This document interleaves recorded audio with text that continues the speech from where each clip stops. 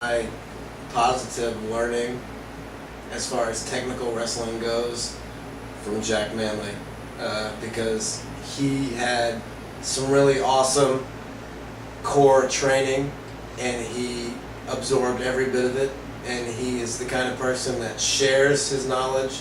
And I didn't exactly come up in the greatest place to learn how to wrestle, so my training was very basic, and my learning was strawed out through years of doing indie shows.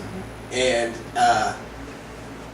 I think personally some of my better matches have been with Jack over the last few years. Yeah, like I can't really, like I look at my matches with Jack, and like our chemistry with each other as a tag team is the shit. And being able to wrestle him in a match is the same thing. Like I can't, like I have nothing to complain about because we meet each other in the middle every time. Yeah. Well, I mean, that's usually the case how it is. Like any team that has any chemistry that's worth a fuck usually starts off from the fact that there's a chemistry there. And when you have a tag team and you turn it into a match, it's just the chemistry is still there. You're just using it in a different aspect, and like with Dagon, it's always like Dagon's always an idea guy. You know what I mean? Like he has no problem just throwing shit at the wall and seeing what sticks. And me, like I like to go through and take those, because there's a lot of great ideas that come from his mouth. Some not so much, but most of them are very good. And like, I don't feel like I really have those capabilities. You know what I mean? I'm not much of an idea guy. I'm more of like, hey man, what do you think? Okay, well this is how I feel about it. And like, I think that's a real basis of the chemistry that we have, is the fact that he can take something out of thin air, and just kind of pluck it from the sky and be like, yeah man, what about this? It's like, man, that's good. What about this, this, and this? We kind of throw that in there. It's like, man, there we go. We got something right there, man. That's the shit, And like, I don't really, it's very few and far between that I've had that sort of ability with people. And like, not only that, but the fact that Dagon came from, essentially nothing in terms of like training and being taught his ways and basically just kind of picking it up as he's gone along. It's funny because I can sit here and I can tell you about how I was, in high school in Anchorage, Alaska, and I ordered the 53rd anniversary NWA show off of High Spots, and lo and behold, Dagon Briggs is on it. Most likely I fast forwarded through his match, but just the fact that is the case, you know what I mean? Like the fact that I sit here and tell that story is just a testament to how long he's been plugging away at it. And so for us to come together and to have that, he's done things that I can only sit here and wish that I had, you know what I mean? Like, I don't have matches with, big name stars of yesteryear or, just released from the Fed or anything like that.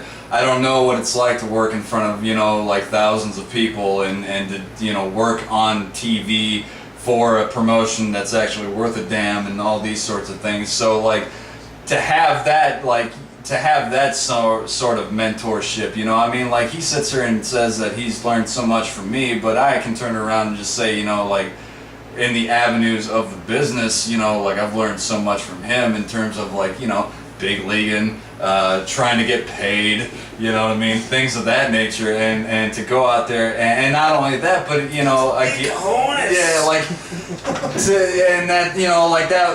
that's the basis of Dagon Briggs in the first place, is that he is a workhorse and he is the type of guy who's going to go out there and he's going to give you that match his balls to the walls, because that's what you brought him in for. And like, I'm very much kind of the same mold, so to go out there and have the ability to have both of that mind frame, on top of the fact that we have enough faith and trust in each other that we can go out there and we can go out there and not worry about getting my shit in and getting your shit in. We can go out there and we can sell for the match. We can go out there. It's not about Jack Manley. It's not about Dagon Briggs. It's about Dagon Briggs versus Jack Manley. You know what I mean? It's about the match Because if you go out there and you tear the fucking house down, they're not going to sit there and talk about Dagon Briggs. They're not going to sit there and talk about Jack Manley. They're going to talk about how fucking Jack Manley versus Dagon Briggs was the shit, son, and how, man, we wish we had another one. And like, you know, people can wish they had another one because there's about 18 million of them out there on the internet at this point, you know what I mean? Well, having said that, do you have a particular one that stands out as you guys feel is the best versus match between you guys? Man. I really think that, like, in Pro Wrestling Fusion, we were underexploited. Oh yeah, absolutely. Like, we had a match there that's on YouTube, and we went out and, you know, like, that's another one of those companies to where, like, we never got a storyline, but we were as over, if not more over, than the guys that got the attention. Yeah. And the angle pushes and stuff like that. Exactly. Like, you know, this motherfucker would have people in the crowd with signs that would be like Jack Man Twat. And like some of the best shit ever, you know what I mean? And he wasn't getting pushed. You know what I mean? I invested, you know, $30 to $40 every show for that fucking gimmick, for that zombie gimmick, which ultimately I evolved into something that I wanted to do.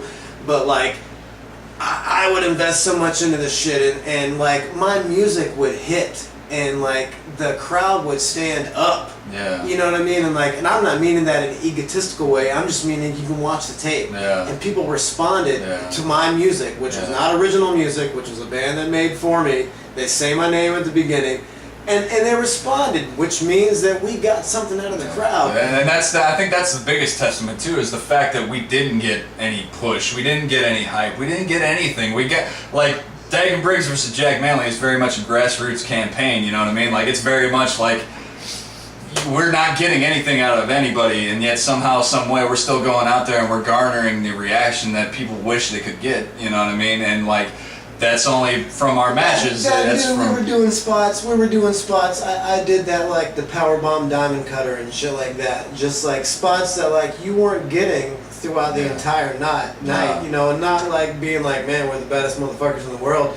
But it's like we were giving something that nobody else was giving. There would be 4 other matches that night where motherfuckers wouldn't dare doing stuff like that because they were too worried about getting hurt or exceeding their payday and shit like that. You know? Or just from the simple, you know, it's very much like, you know, down here in Florida, it's very much that good old boy Southern style wrestling where it's like, okay, well, we'll block up, we'll work around, then we'll work this rest hold for a little while, and then we'll do that, and then we'll work the rest hold for a little while. I would rather somebody remember me for a fucking a belly-to-back suplex where the dude got drumped on his head or something. And like, you know, Dagon Briggs versus Jack Manley, especially down in Pro Wrestling Fusion, it's just we understood to where we found our niche in terms of like giving we were giving those people something that they weren't getting out of everybody else. Granted, a lot of it came off as being real video game, like spot fest kind of wrestling, but at the same time, it was exactly. It's the only Smash Mouth,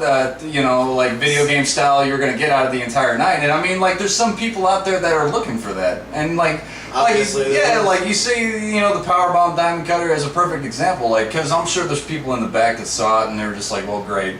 Awesome. Like, thank you for doing that. But at the same time, you sit there and magic trick. You sit there and watch that match, and like, you know, he hits that move, people jump out of their seat and say, "Holy fuck, dude!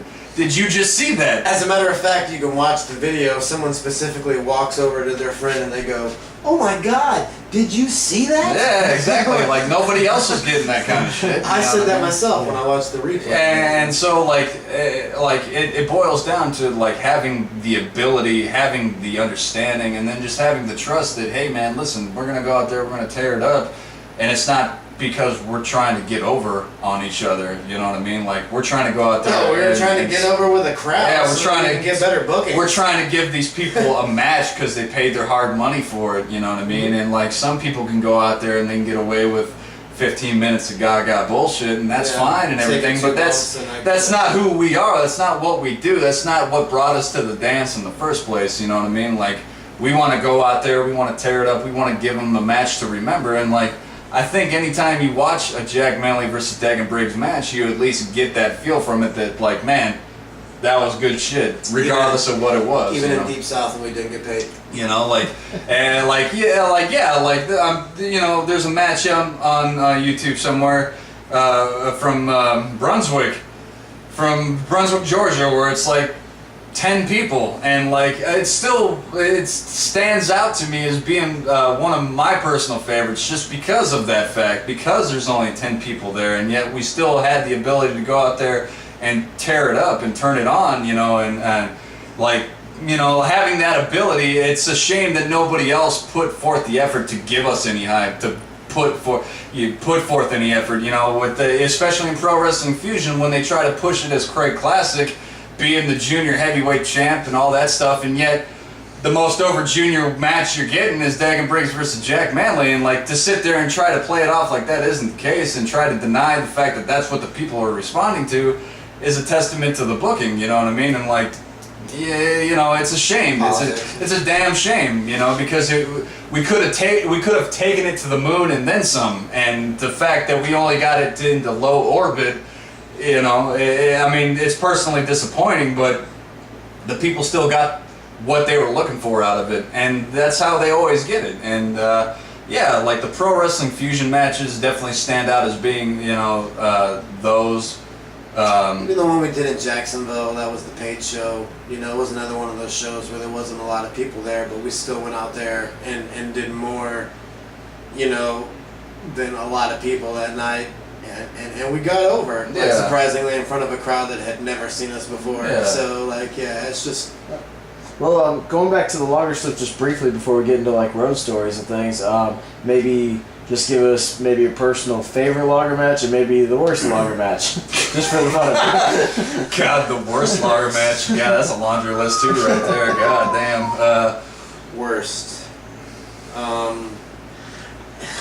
You know, I'll be honest with you, dude. I don't really think any lager matches were the worst. Or maybe most disappointing, or out of all the stuff, out of the, you know, hundreds and possibly 1,000 plus matches I've had in my life, I don't really consider anything the lager's done like a failure. Like we've had matches where we've gone out and things haven't exactly gone as we discussed and stuff like that. But like we always get over with the crowd. We always, you know, like seem to make it work. You know, there really aren't a lot of lager matches where like we came to the back or on the way home. You know, like we might nitpick little stuff, you know what I mean? Even if it was a terrible match, we still held some formula to it. And we got a little bit of a story across. Even if we're wrestling guys that hadn't wrestled but a few times, we know before we go out to only do so much. You know, and even if a simple match kind of falls apart, we still hold it together. So I really don't consider, like, I mean, worst. The only thing that comes to mind is when we almost got shot in Georgia that one time. That wasn't even a bad match, you know what I mean? It was just like, best I would say with the Poppers at the United show, just because we had, you know, had so many matches with them up until that point. Or that was at the D1 anniversary. It was the D1, yeah, D1 anniversary, right. Like, we were able to put a match together that we had built up over that year together, doing matches with each other for AAP and other random indies before we got to that show. So at that show, we were early in the card, there was a lot of people there, and we told ourselves, hey, fuck everybody, you know, let's go out there and throw the fuck down. And you know, that was one of the, you know, like I said, that was one of those nights where the promoter didn't even come back and like thank the Poppers for what they did, didn't shake their hand for not paying them or any of that shit. Like, you know, like that wasn't the point. You know, like we wanted to go out and get over, and like we went out there, and you can watch the video, dude. You know what I mean? There's like a whole basketball, you know, seating of people up, you know, 20 rows of people, and like we're walking around, you know, and like these motherfuckers like want to take us home and have dinner with us. Like, it was awesome, and we went out there and had a fucking awesome match, and like. All the boys in the back loved it. You know, everybody came and was like, man, that was awesome. Way to go to keep the fucking show going. And then the promoter's just like, you know, like, you know, hey, you know, I watched this Killer Bee video once. It was really awesome. And it's just like, I would say, if any, like, it's hard to sit here and think of things that were like the most disappointing. I think that like our run that we had with the lifeguards kind of disappointed me in the fact that I felt like we could have done so much better. More. But at the same time, like there was just so much working against it. Like we had a ring that was, you know, the top rope was only like hip high. Oh, midget ring? Yeah, midget ring and like low ceilings and like, Yeah. you know, like we weren't able to go out there and give it the full potential, which is a damn shame because I always felt like the lifeguards were like, I would say, in my estimation personally, I always considered like Darren Smythe like probably the most underrated guy in Florida. Because I always loved this shit. Like, I always thought Darren Smythe was just like a great classic, like, 80s goofball heel kind of a way. And then, like, when they paired him up with Wade, like, they had that chemistry as well. Like, I thought the lifeguards were great. And, like, the loggers and the lifeguards, yeah, it's like a program that should just write It's itself. like Fred and Barney. Yeah, you know, that shit exactly. clicked. You know what I mean? And like, it just... Well, and one of those matches was when David Mercury was there too. Yeah, and even that kind of- match, yeah. like we had for All Aggression Pro, like it wasn't a terrible match. Like Yeah. it was a fairly good match, which was funny because those shows were mixed with MMA shows. We'd only have like 2 wrestling shows out of 5 to 10 MMA matches that night, and we were from the beginning. The promoter and stuff was like, I don't know how it's gonna work and stuff like that, and I backed off of the gimmick stuff as far as a promoter wise because I was trying to meet the MMA people in the middle, and what ended up sticking with those MMA crowd was the gimmick stuff. Yeah. Like they got the fighting and the choking and all that crap from the MMA crowd, and then when it came to the wrestling, they wanted to see, the lifeguard jacket, and they wanted to see the damn flotation device, and they wanted to see the chainsaw. Like, that match with Mercury, like that's probably one of the like pinnacle like matches I had with him because like we went out there, had a really good match.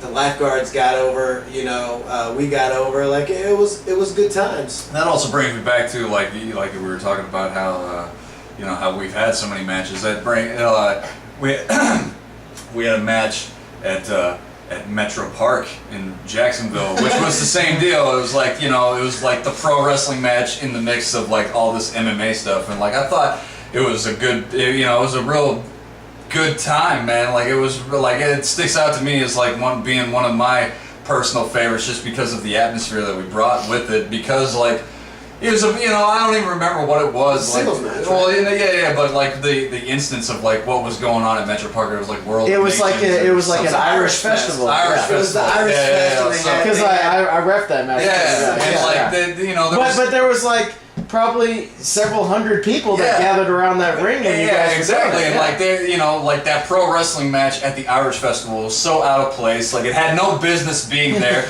The whole MMA thing had no business being there. You know what I mean? Like it's just like all these things were stacked against it, and we went out there and we gave them like just like straight up, real old school like Southern Memphis style of match, and like these people who had absolutely no intention of watching a Interest wrestling match in wrestling, that day stood around and actually got up for it. You know what I mean? And I think that's a real testament to like what we brought to the table. You know what I mean? For me, the best part about that day was like we had that like 1970s, 1980s like boxing like entrance to the ring. Like literally, we were 200 yards away from the ring, and he walked out. I counted to 10 and walked right behind him. You were right in front of him, and we just did this straight line through hundreds of people, like in our spandex. These people. You had no guys, idea we what's- came off the concert stage, Yeah, walked yeah, down the down stairs, went into the middle of the through field. the audience, around, And no around, music, no presentation, no nothing, man. It was just like, around hey, the scaffold. guys, at the Irish Festival, we're gonna have a wrestling match. Yeah, if we'd you beeline- want to bother paying attention, We go beeline ahead. straight to the ring, Yeah. got in the ring, and then just started a match. And literally, we started telling a story. Yeah, at and that like time. we drew people into And it. yeah, and I and think people that's went from being spaced out to the ring. yeah, for and the like match. that really stands out to me as being like one of those things that was like. There was real like attaboy, like man, like we It was really, good work. we did something worth the fuck that night, cause like you said, it was Irish Festival, it didn't have any business being there, no one gave a damn, like they didn't come to see pro wrestling, and yet somehow at the end of the match, everybody was tuned in on the middle of the ring where what we had going on that day, you know what I mean? Like it was awesome. All right, well, we're starting to run out of time here, but before we do, we'll just kind of throw out some random road story topics and get some real quick oddball things that have happened over the years. I guess we'll start with just anything involving Vordell Walker. Let's show. I love me some Vordell Walker. The only time I've ever seen somebody put his hand on his wrist and look at a girl and want to ask her, hey baby, you know what time it is? And his mouth goes, hey baby, you ever been bit by a shark? Oh, and the same night, he after the show, or after we went out to the bar, he decided to go out to the parking lot and start peeing on everybody's headlights, and we pretty much almost left him in the parking lot. See, it's funny too, because like a lot of people I know, they have that tendency when they drink to like want to just piss all over everything, man. Like it never fails. Like I got a buddy back home, like that's his deal. Like he'll piss all over everything. Like I took this motherfucker to Walmart one time, and he was so piss drunk, he literally whipped out his dick and started pissing all over the computer electronics Yeah, it wasn't in good. the electronic department. It's not good. And that's not we're not even talking about Vordell Walker at this point, you know what I mean? And God, man. That was awesome just though, because on the road trips, some of the road trips we had with him, he would be so asleep when he was passed out that I was able to grab his mouth and do this game I have on video where we would go bo bo bo bo bo bo bo bo bo bo bo bo bo bo, and we would do it for probably 5 to 15 minutes at a time. 5 to 15 minutes, dude. And he would never wake up. All right, how about some of our interesting encounters with a guy who is now known as Byron Saxon in the WWE, but Brian Kelly, yes. Best road story I have about Brian Kelly would be Brian Kelly being woken up via farts. Oh my god. And it looked a little like this. What was that? What was that? What is that? What is that? Like you woke up from a nightmare. What is that? What is that? Ah! What is that? Besides that, like going and ordering takeout at Wendy's at like 2 in the morning with this motherfucker's like, can I get a grilled chicken sandwich? Yeah, do you have any bologna? Everything needs to be steamed. No bologna? This is Wendy's. Or like when we go. Can I get a single strip of bacon on my grilled sandwich with a 1/4 ounce of mayonnaise? Or the best shit ever is like when you go out to the bar and it's like karaoke night. And somebody's like singing Tom Jones, and you look over to your right, and Brian Kelly's sitting there giving them this treatment. You know, it's not usual to be like, fight time. Yeah, it's like, man, it's so classic, dude. But we love you, Brian Kelly. We miss you. Yeah. How about anything involving the United 2 show? What wasn't a joke on the United 2 show? I mean, the show itself was not exactly what it should have been. I will say, personally, for me, I think one of my better singles matches I had was that night with David Mercury, just because there was a legit audience there that night.